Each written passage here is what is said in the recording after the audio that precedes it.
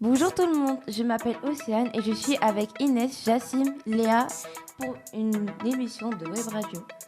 On va vous parler d'une BD qui s'appelle Florence Artaud, Femme libre. Tout d'abord, je vais vous présenter du coup la BD. Les auteurs sont Pascal Bresson, Sophie et Sophie Raffu. Déjà, Pascal Bresson est né le 22 décembre 1969 à Rennes. Il est illustrateur et auteur de livres pour la jeunesse. Quand il était petit, il était inspiré par le journal de Tintin et le dessinateur Tibet. Il a été élève à René Follet, puis il s'est dirigé vers le théâtre et un conservatoire de Rennes pour y rester 3 ans. Il va ensuite suivre une formation à Nancy, mais il va abandonner. Il est devenu très jeune père, puis il est devenu illustrateur. En 2006, il a fait un livre sur une affaire criminelle. Bon, assez parlé de Pascal Bresson. Retournons sur Florence Artaud. La date de publication de la BT n'était pas de très longtemps, précisément septembre 2021, et la maison d'édition est de Marabout. Bon, perso, moi j'ai bien aimé l'illustration et l'histoire de Florence Artaud, comment elle se bat pour risquer sa vie pour juste gagner des courses. Bon, maintenant j'ai passé la parole à Inès.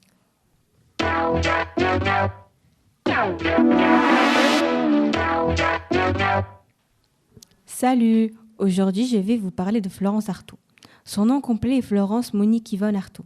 Elle est née le 28 octobre 1957 à Boulogne-Billancourt et décédée le 9 mars 2015 en Argentine. Elle est morte d'un accident d'hélicoptère. Elle était en tournage pour une émission de télé-réalité.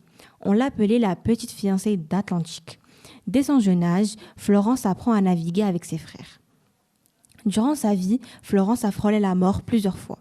À ses 17 ans, la navigatrice fait un accident de voiture alors qu'elle allait devenir médecin. Elle a plongé dans un coma mais finit par se réveiller. En 2002, la jeune femme commence à battre le record du monde. À l'époque, toutes les femmes n'étaient pas navigatrices. Avec l'argent qu'elle a mis de côté, elle voulait acheter le bateau et l'export. Pendant qu'elle se reposait, elle fait sa première traversée d'Atlantique alors qu'elle n'avait que 18 ans avec Jean-Claude, un écrivain et navigateur qu'elle a rencontré aux États-Unis en 1976. Il l'a accompagnée durant son voyage. En 1990, Florence est devenue la première femme qui a gagné le titre La mythique Route du Rhum. À un moment donné de sa vie, elle a eu besoin de repos. Florence a participé à plusieurs projets. La jeune femme a gagné le titre championne des championnes mondiales de l'équipe en 1990. Ok, mais attends juste, j'ai une question. Quels sont les livres qu'elle a écrits ? Ah oui, je vais vous citer quelques livres qu'elle a écrits. La fiancée d'Atlantique en 1982, Océane en 2021, qui a été écrite en 1989, et pour finir, Cette nuit, la mer est noire en mars 2015. Plusieurs rues ou quais portent son nom en France. Les cendres de la navigatrice française ont été placées sur une île à côté de Monaco. Voilà qu'on arrive déjà sur la fin. J'espère que ma chronique vous a plu. À bientôt. Merci Inès. Maintenant, on connaît mieux l'histoire de Florence Artaud. Je vais tout de suite laisser la parole à Léa. Salut tout le monde. Aujourd'hui, je vais vous parler des navigatrices et des femmes dans le sport. Et vous savez qu'au Moyen-Âge, le sport des femmes était très limité. Elles n'avaient quasiment pas le droit de faire du sport. Leurs principales activités sportives étaient la danse. À cette époque-là, les chevaliers s'entraînaient beaucoup à monter à cheval, mais les femmes ne pouvaient pas y participer. Elles étaient exclues. Au XIXe siècle, le changement arrive. Les femmes se battaient pour réclamer plus d'égalité. Malgré qu'elles soient motivées à l'idée de faire du sport, ça ne suffit pas, car le sport est réservé aux femmes riches. Au XXe siècle, l'égalité est enfin là. Tout au long du XXe siècle, les femmes ont le droit de faire de nouveaux sports, comme le tir à l'arc, le volley-ball, le basketball, etc. Ok, mais tu pourrais nous donner un nom de femmes qui ont réussi dans le sport ? Oui, justement, je vais vous parler de Florence Artaud, qui est la femme de qui on parle dans le livre. Elle est née en 1957. Elle a été connue pour ses nombreux exploits maritimes. Elle est surnommée Petite fiancée d'Atlantique. En 1978, elle décide de participer à sa première édition de la Route du Rhum, ce circuit reliant Saint-Malo en Bretagne à Pointe-à-Pitre en Guadeloupe. Elle est la première femme à remporter la Route du Rhum en 1990. Voilà, c'est tout pour moi. J'espère que vous aurez appris des choses. À bientôt. Merci Léa.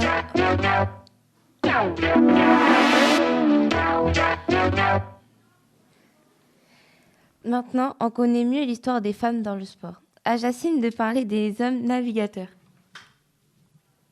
Salut, aujourd'hui je vais vous parler directement de la légende Éric Tabarly. Éric Tabarly est un navigateur et marin français qui est extrêmement populaire. Il est né le 24 juillet 1931 à Nantes et mort en mer d'Irlande le 13 juin 1998 à la suite d'une chute à la mer.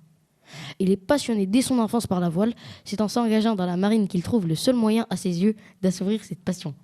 Il est d'abord officier marinier, puis officier marine. C'est pas la même chose. Il mène essentiellement une carrière de sportif de haut niveau dans le domaine de la course au large et remporte plusieurs courses océaniques telles que l'All-Star en 1964 et en 1976, mettant fin à la domination anglaise dans cette spécialité. Mais pourquoi était-il si important? Il a tout simplement formé toute une génération de coureurs océaniques et il contribue par ses victoires au développement des activités nautiques en France. Bon, assez parlé, maintenant je vais vous parler d'Alain Colas. Ou Colas. Bref, Alain Colas, né le 16 septembre 1943 à Clamecy, est disparu en mer le 16 novembre 1978 au large des Açores au Portugal. Il est notamment connu pour sa victoire dans la Transat anglaise en 1972 ainsi que pour son record du Tour du monde à les voiles en solitaire en 1973. Ces deux résultats obtenus sur Pendrick 4, rebaptisé Manureva.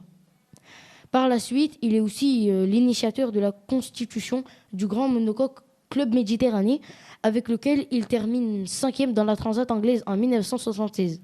Ouais, c'est pas mal. Homme de communication, il est le premier à s'appuyer sur le pouvoir des médias pour développer le sponsoring dans la course au large. Sa disparition en novembre 1978, lors de la première route du Rhum, est entourée de mystères. Aucun élément d'une épave n'a malheureusement jamais été retrouvé. Et c'est la fin de cette émission, c'est la fin de ma chronique. Merci de m'avoir écouté jusqu'à la fin. Et au revoir mes loulous.